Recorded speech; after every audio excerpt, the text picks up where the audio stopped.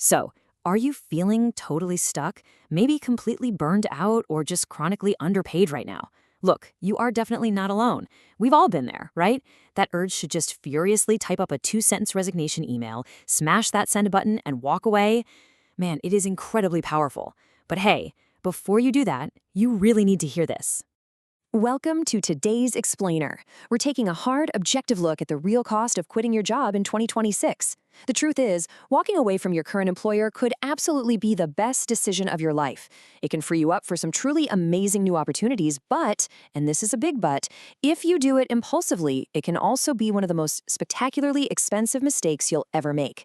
Today, we're breaking down not just the obvious money stuff, but those hidden costs that literally almost everyone ignores until it is way too late.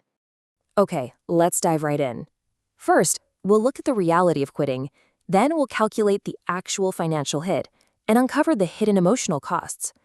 After that, we'll talk about exactly when quitting makes total sense and wrap it all up with a smart exit strategy for you. All right, part one, the reality of quitting. You know how it is. When frustration peaks, our logical brains kind of just shut down. We feel unappreciated, the daily grind feels endless, and that fantasy of just walking right out the door, it becomes so tempting. But before acting on that impulse, we really have to face facts here. Quitting without a solid plan is, hands down, one of the most expensive mistakes you can make. The relief you feel on day one, yeah, that's quickly replaced by a totally different kind of stress if you haven't prepared. Because the true cost of quitting goes way, way beyond just losing your next paycheck. Which brings us to part two, calculating the financial hit. To really grasp the financial impact, we need to take emotion completely out of the equation and just look at the stark math. Think about a realistic job hunt timeline in today's market. On day one, well, your paychecks completely stop.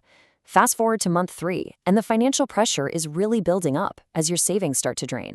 And here's the kicker. It takes the average person anywhere from 3 to 6 months to secure a new job. That is a massive, massive window of time to be floating around without a steady stream of income.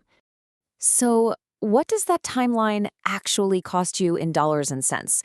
Well, based on the data, a multi-month job gap can easily cost you between $15,000 and upwards of $50,000 in lost income. Just let that number sink in for a second. 50 grand. That is a staggering reality check. And remember, that's just your base income vanishing into thin air. And honestly, the hits just keep coming because your day-to-day expenses might actually go up. I mean, what happens to your health coverage? If you want to maintain your current health insurance through Cobra, it can easily run you between $500 and $1,000 every single month. So not only is your income dropping to zero, but your baseline living expenses might just spike by $1,000 just to keep basic medical coverage for you and your family.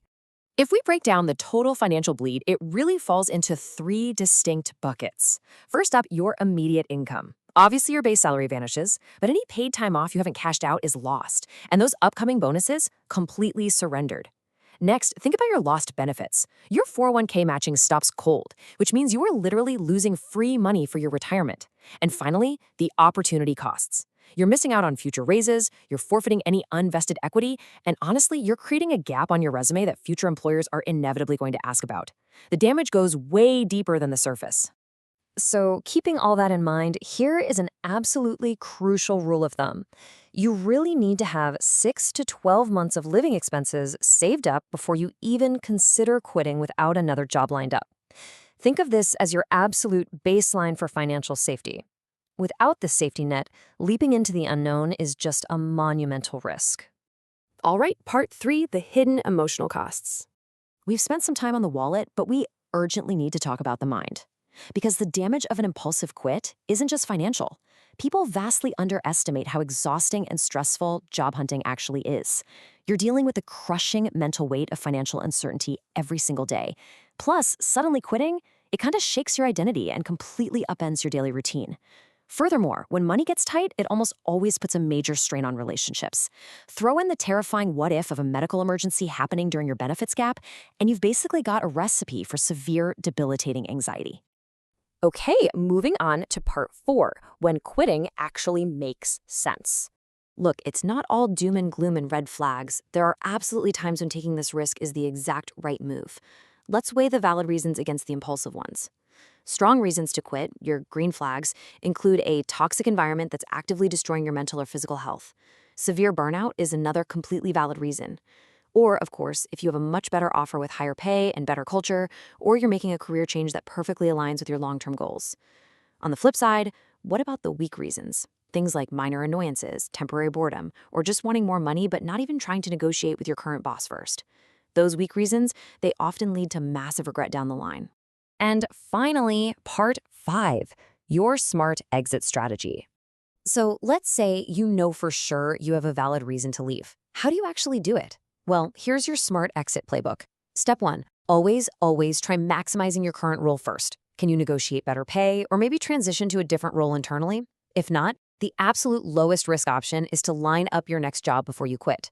When you do finally resign, give proper notice and leave on good terms. Seriously, do not burn those bridges. Make sure you build up that financial buffer we talked about earlier. And finally, consider taking on freelance or bridge work to keep some income flowing during your transition.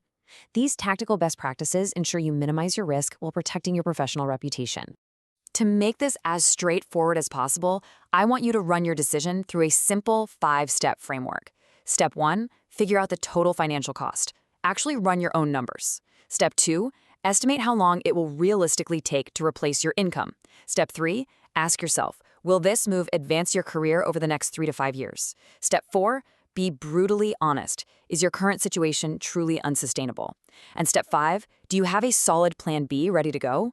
If you can confidently answer these questions, then yeah, you're ready. I really want to leave you with this thought to chew on. Quitting isn't failure, but doing it impulsively is incredibly expensive. The real cost here isn't just the dollars and cents. It is your precious time, your professional momentum, and honestly, your peace of mind. You've got to take the raw emotion out of the decision. Look at the data, run your own numbers, and formulate a solid plan. Sometimes the absolutely smartest move you can make is to maximize your current role, negotiate exactly what you need, and then execute a completely strategic, bulletproof exit. So if you're on the fence right now about resigning, ask yourself this. Are you running toward a better future, or are you just impulsively running away from a bad Tuesday? Think about it. Thanks so much for joining me on this explainer, and keep learning.